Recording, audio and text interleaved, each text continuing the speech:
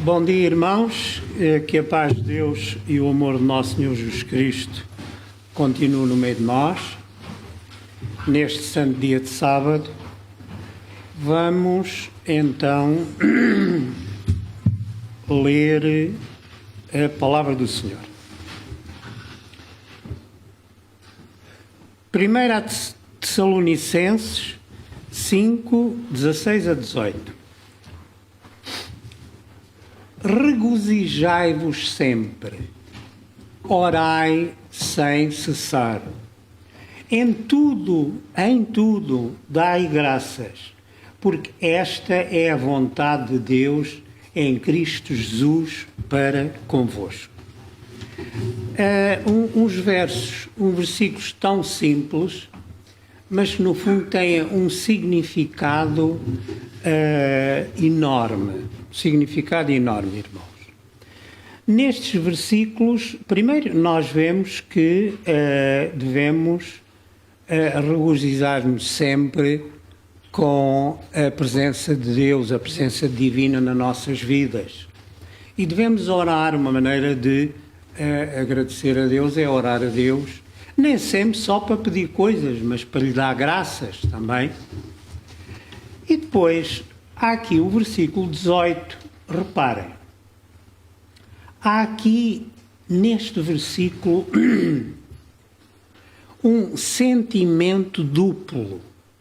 Um sentimento de partilha e depois de responsabilidade. Reparem que aqui neste versículo pede-nos a nós, a palavra de Deus, que demos graças a Deus, que nós sejamos gratos a Deus nas nossas vidas. E depois o mesmo versículo, Deus que diz que, porque essa é a vontade de Deus para conosco. Há uma partilha das graças que nós damos a Deus com as graças que Deus nos devolve, nos dá a nós. E reparem que há uma responsabilização de Deus para connosco através do seu Filho nessas dádivas. Reparem que é um versículo lindo, aqui em que há, como eu disse, partilha e solidariedade. Portanto, vimos aqui neste em resumo que dai graças a Deus. É o que orai sem cessar, dando graças a Deus. É o primeiro chamado. Sejamos gratos a Deus. Ok? A palavra graça, enfim, como a grande parte das palavras portuguesas, é latina, não é? É latina, vem de grato. Gratos. Gratos é agradecido. Agradecido é uma coisa que é agradável. E de graça. Graça é uma bênção, é um louvor, é uma graça. Portanto, aqui há esta chamada. Primeiro, sejamos gratos a Deus. Demos graças, demos louvor, oremos a Deus. Vamos agora passar ao Salmo 136.1. O Salmo 136.1 vai na mesma linha.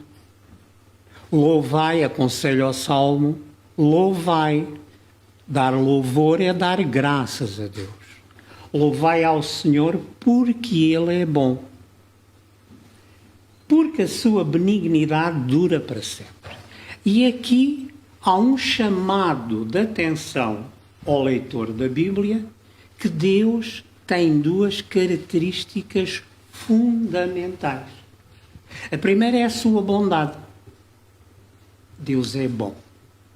E a segunda é a sua benignidade, a sua misericórdia para conosco. Portanto, tão simples também, versículos simples, mas que nos dão, assim, uma espécie de choquezinhos para a gente evitar. Louvai ao Senhor, demos graças a Deus por duas razões básicas.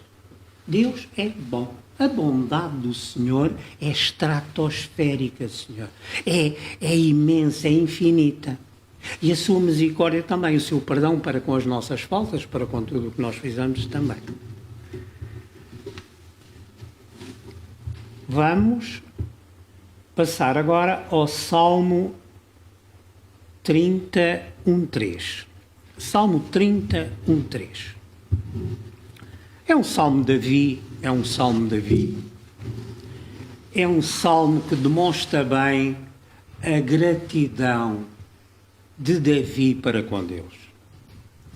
Pronto, Davi, nós sabemos, enfim, não vale a pena falar nisso, algumas tropelias, umas coisas menos bem, mas dizia ele ao Senhor: exaltar-te-ei, ó Senhor, porque tu me exaltastes e não fizeste com que meus inimigos se alegrassem sobre mim.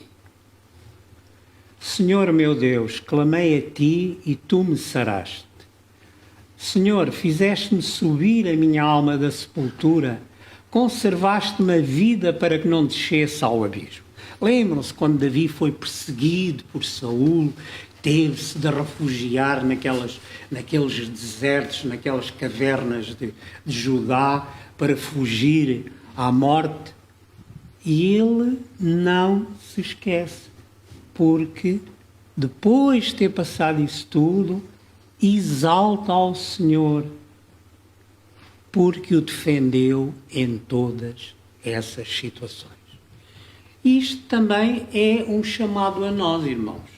É que nós, nas nossas tribulações, temos efetivamente um e um só a quem nos devemos dirigir para nos tirar dessas situações, que é Deus.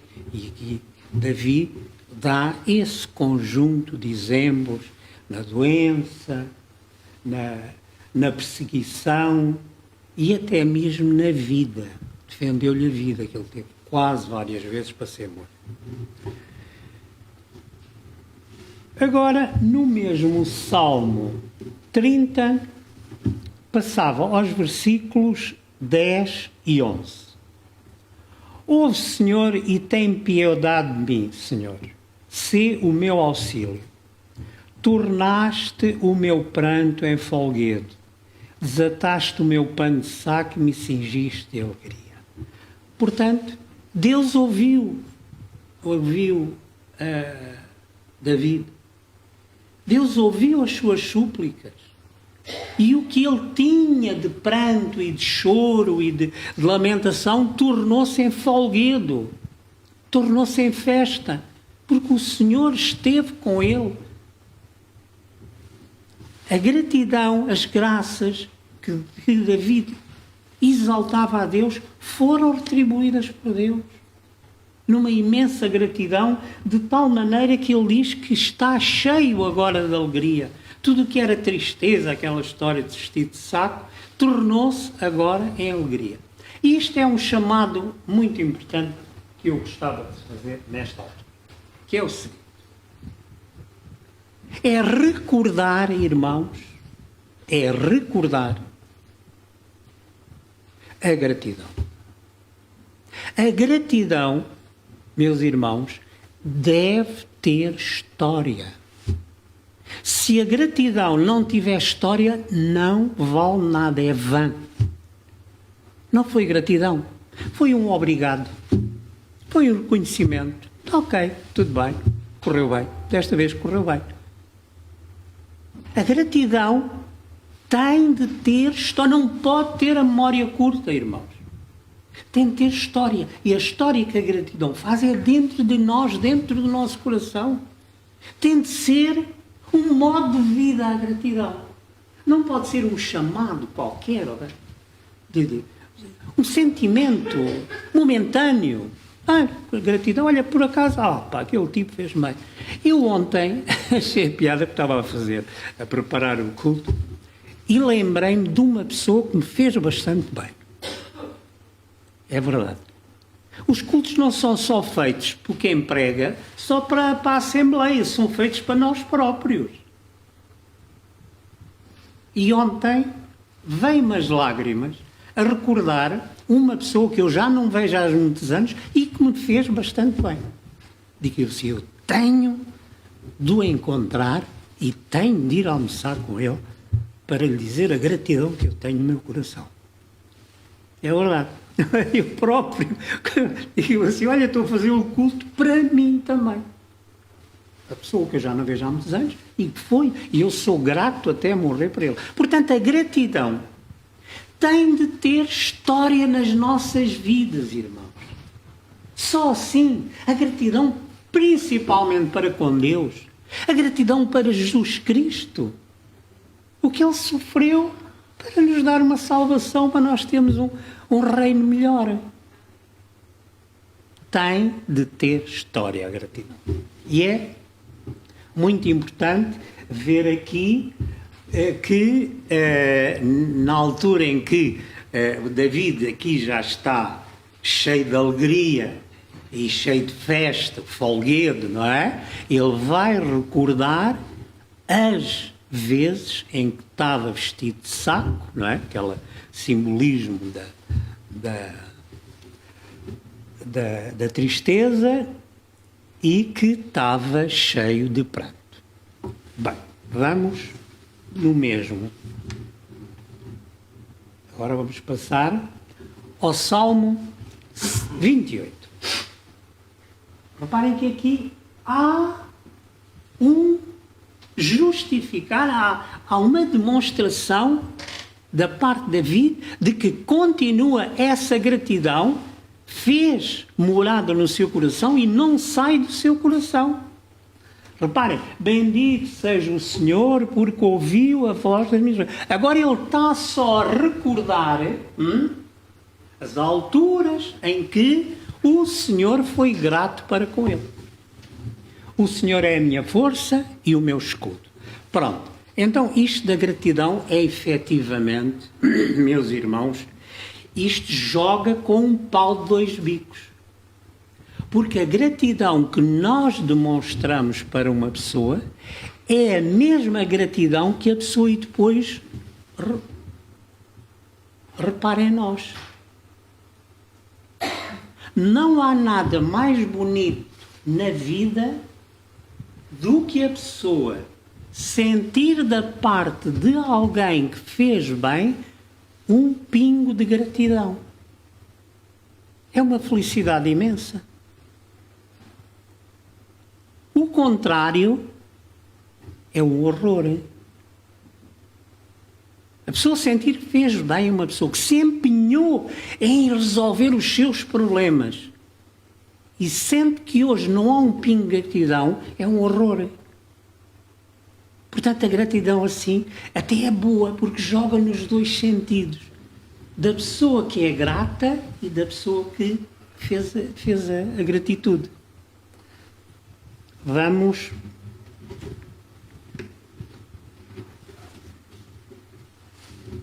agora ao Novo Testamento. E vamos analisar um pouco, depois de corrermos um bocadinho o Antigo Testamento, vamos ao Novo Testamento. Vamos a 2 de Coríntios, vamos aos homens do tempo de Cristo. E aqui em 2 de Coríntios, diz Paulo, e graças a Deus que sempre nos faz triunfar em Cristo e por meio de nós manifesta em todo lugar a fragrância do seu conhecimento. Reparem que Paulo aconselha-nos a ser gratos para com Cristo.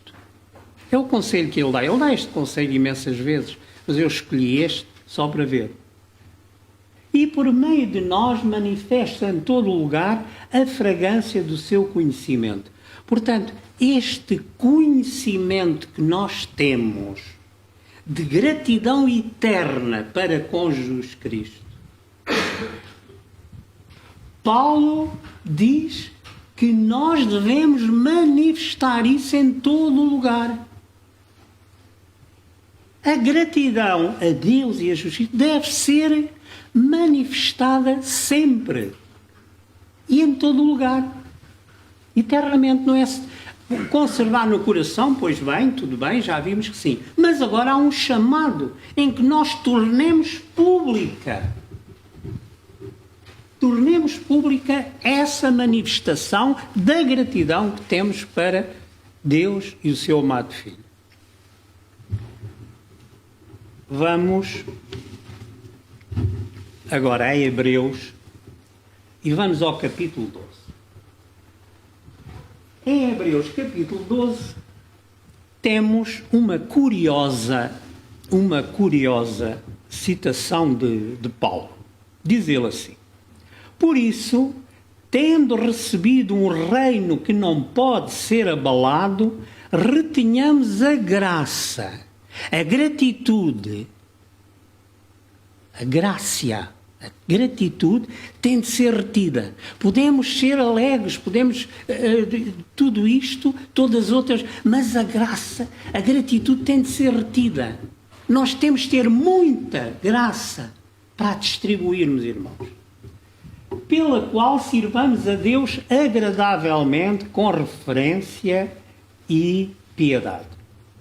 Portanto, esta passagem de Hebreus, já agora olhando ali para Hebreus, é muito curiosa, porque nos versículos anteriores, Paulo fala de dois montes. Fala de um que é o Monte Sinai, onde foi dada a lei e diz ele o temor, e fala depois no Monte Sião. O Monte Sião, de onde virá outro reino, que assim não pode ser abalado, que é o reino espiritual e eterno de Cristo. Estão a ver? O reino de Deus, gerido pelo seu amado Filho Jesus, quando ele cá descer outra vez. Reparem que... e porquê é que Paulo vai buscar isso? Vai buscar isso porque ele vai comparar do Monte Sinai veio a lei que nós cumprimos, a lei que os judeus cumprem, que é a lei terrena, a nossa vivência, a nossa lei que gera a nossa vivência terrena.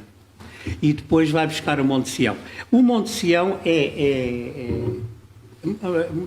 muitas pessoas falam do Monte Sião, falamos às vezes do Monte Sião, e não se faz bem ideia o que é isto do Monte Sião. Eu procurei, quando fui a Israel, uma das coisas que eu levava na cabeça era saber o que é isto do Monte Sião. Ora bom, o que é o Monte Sião? O Monte Sião hoje não existe. O Monte Sião não existe. O Monte Sião é como nós íamos a Lisboa e havia as 7 colinas de Lisboa. Onde é que elas estão agora? Ninguém sabe já. O castelo está lá, é uma colina tal. As outras não se sabe onde é que são as colinas. Há ali um alto ali mais adiante, o alto do Príncipe Real, enfim, mas o Monte Sião é a mesma coisa. Era um monte, um pequeno monte que havia em Jerusalém e que hoje não existe. Até achei piada porque o guia levou-nos a uma zona que se diz que é onde era o Monte Sião, que é onde foi, imagina, o cenáculo da última ceia de Jesus. Portanto, ele diz, o Monte Sião é mais ou menos aqui, entre aquilo ali. O cenáculo também é tradição, porque o cenáculo está ali já não é do tempo de Jesus, aquilo já é do tempo das cruzadas medievais. Mas pronto, a tradição diz que ali é o cenáculo, entre o cenáculo e as muralhas de Jerusalém, que também não são as muralhas da altura, que são as muralhas já de Suleimão Magnífico, não é? De um árabe. Naquela zona é que ficava o Monte Sião. Reparem, mas este Monte Sião adquiriu um significado muito especial, porque ele hoje é a metáfora do Israel. O Monte Sião é a metáfora de todo o Israel, porque aponta também para Cristo, aponta para nós.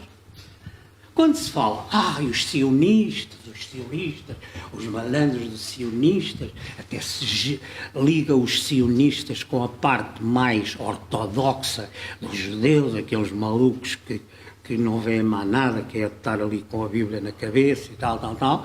O Monte Sião é a metáfora do Israel. Mas é o Israel presente e futuro. É de todo Israel. Porque Jesus, quando vier, vai a Jerusalém. Ok? Profecia de Ezequiel. Portanto, este chamada de Hebreus, de nós darmos graças a Deus por um reino que não pode ser abalado, é esse. De Sião, diz salvo erro, Romanos, de Sião virá a luz para as nações, virá o Redentor. E a Isaías já dizia a mesma coisa. De Sião virá o Redentor, o nosso Salvador. E em Romanos, salvo erro em Romanos, Paulo repete outra vez essa parte. Portanto, quando se fala de Sião, temos de dar assim um passinho atrás e ver. O Sião é o Israel, irmãos. Vai ser o Israel futuro, o Israel celestial. O Israel onde nós vamos, como cristãos, estar, se Deus quiser. Portanto, de todo esse reino celestial retenhamos a graça. Não do Monte Sinai, enfim, porque é um monte terreno, enfim, que deu a lei. E reparem, ele diz que do Monte Sinai que deu a lei e o temor. Reparem, o temor terreno a Deus, aquele respeito e não sei a Deus, vem. E o Sião não, o Sião é o futuro reino de Deus. E desse futuro retenhamos a graça, retiramos a gratidão que devemos dar para servir a Deus agradavelmente, com referência e piedade. Reparem, enquanto no monte, no antigo terreno de Sinai, é o temor, aqui não é, servimos a Deus agradavelmente, com referência, efetivamente com reverência, mas com piedade. Vamos passar a Tiago 1,17. Vocês reparem, irmãos, que este Tiago não nos larga. Este Tiago não nos larga. Ele está numa escola e depois chega à pregação, voltamos a Tiago. E Tiago, sobre este aspecto, tem uns versículos fabulosos. Toda a boa dádiva e todo o dom perfeito vem do alto, descendo do Pai das luzes, em quem não há mudança nem sombra de variação. Pamba, pamba, pamba, pamba, pamba. Com meia dúzia de palavras, Tiago põe-nos assim a dois bocados. Reparem, toda a boa dádiva e todo o bom perfeito vem do alto. Ninguém seja o fã de si mesmo, porque tudo depende de Deus. Depois, desce do Pai das luzes. Pai das luzes. Sim, Deus é o Pai, é quem fez o sol, quem fez a lua, quem fez as estrelas, toda a luz emana de Deus. Não é só a luz espiritual. Toda a luz emana. Deus é o Pai das luzes. Nunca há, penso eu, que não há mais na Bíblia nenhuma referência a este título que é soberbo, irmãos. Deus é o Pai das luzes. Não sei se me engano, mas parece não mais. O Pai das luzes é quem fez toda a luz que emana do universo, é Deus. Em quem não há mudança nem sombra de variação. Deus é o mesmo ontem, hoje e eternamente.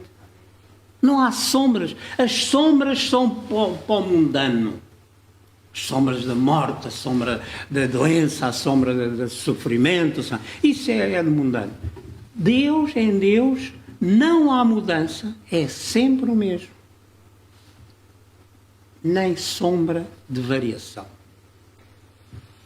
As bênçãos, a gratidão de Deus não dependem das circunstâncias. Não. Nós é que, consoante estamos um dia com os azeites, fazemos assim, e depois outro dia, já fiz aquilo, não devia ter feito, porque agora já estou melhor. Deus não há variação. A misericórdia, a benignidade, a bondade de Deus, as graças que Deus nos dá, não dependem das circunstâncias.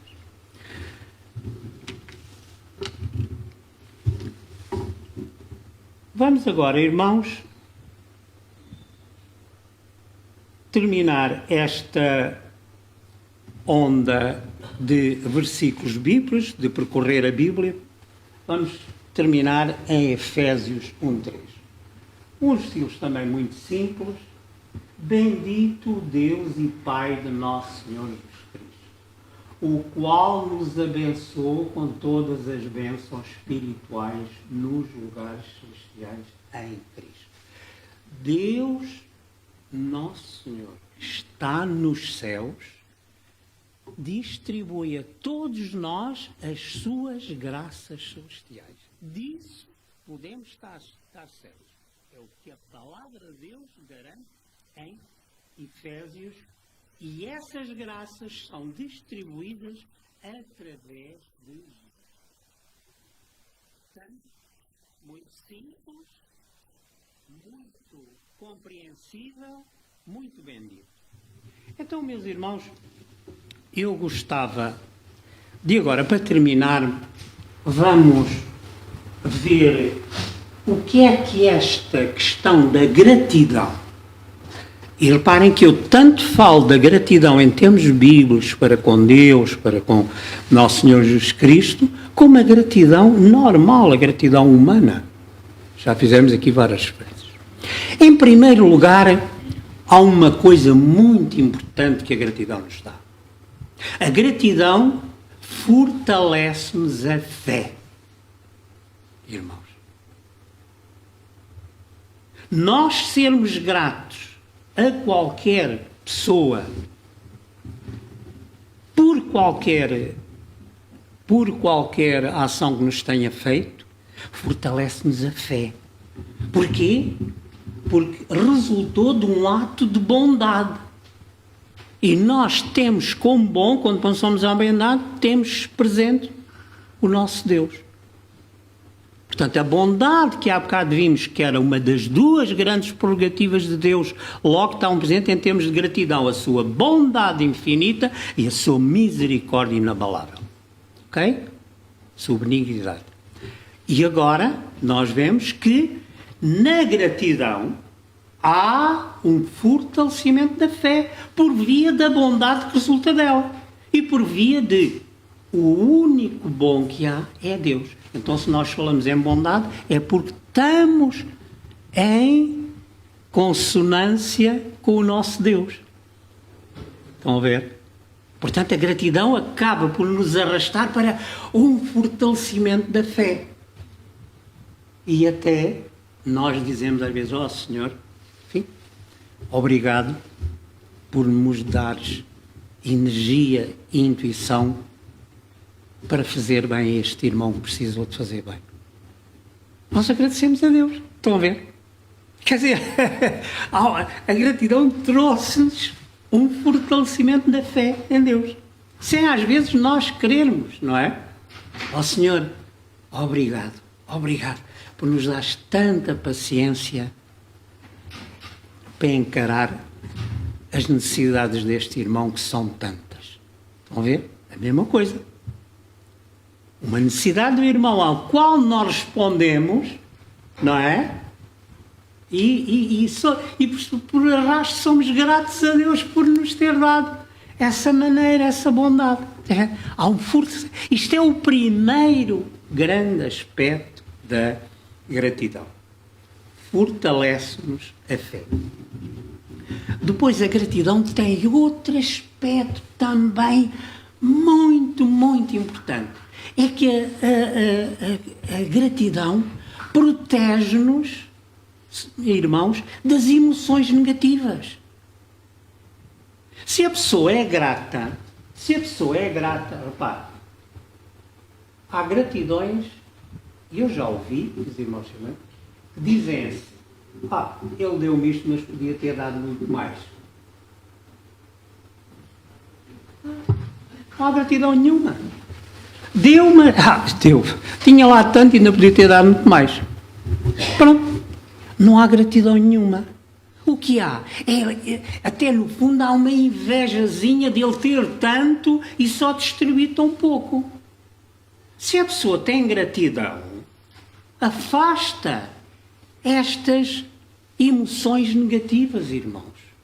Não, a gratidão é genuína, a gratidão é pura. A gratidão vem de Deus, vem das graças que Deus há bocado nós damos a Deus, e Deus, através de Jesus Cristo, exerce-as para conosco, dizia há bocado no versículo. A gratidão, irmãos, protege-nos das influências negativas, do sentimento, da inveja. Não pode haver, num coração em que haja gratidão pura e genuína, não pode haver direito a estas coisas. Não pode. Não pode, porque é assim a gratidão. É genuína, é pura, é agradável. E este é o segundo grande aspecto. Terceiro grande aspecto. A gratidão, irmãos, acaba por fortalecer os relacionamentos. Reparem, o nosso irmão, Zé Manuel, podes pôr o nosso irmão, muito. O primeiro, a Noemi. Está a ver? O nosso irmão, quando eu fui ver, ele é que me fez os clipes, meteu aqui duas senhoras. Quem é? É o que eu tinha dito no post. É a Ruth e a Noemi, que é a sogra. Ele meteu a Ruth. Reparem, estas mulheres sofreram tanto, irmão. A Noemi fugiu, era do tempo dos juízes, não é?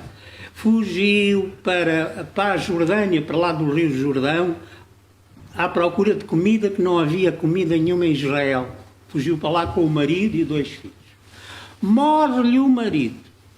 Os filhos casam com 2 raparigas lá da região, que era Moab, é a atual Jordânia, não é? Do lado lá do Jordão. Morre um e morre o outro. Ela fica sozinha num sítio estrangeiro, com 2 mulheres. E então o que é que ela faz? Ela aconselha-as. Epá, vocês, olha, vão para eu vou para a minha terra, que eu tenho para lá ainda família, e as coisas podem ser melhores, e vocês vão para o vosso povo, vocês têm as vossas famílias, e eles cuidam de vocês, compreendem a situação. E a Ruth, que ali vai, a Ruth, penso que é do lado esquerdo, que é a mais alta, lá vai a Noemi e a Ruth diz, não. O teu povo é o meu povo. E o teu Deus é o meu Deus. Gratidão.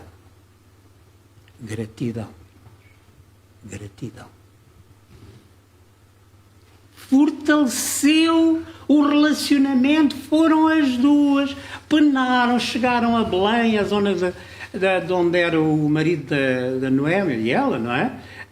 O que ela penou, teve de andar, a desgraçada da Ruth, andava eles a cegar os trigos e as cevadas e as aveias, e ela andava atrás a apanhar as migalhazitas, os baguezinhos, que depois a meter dentro de um cesto para levar para fazer pão para ela e para a sogra. Ela veio não por bens materiais, porque ela se calhar na família dela estava melhor. Então, ela veio por gratidão pura, irmão. Genuína, gratidão.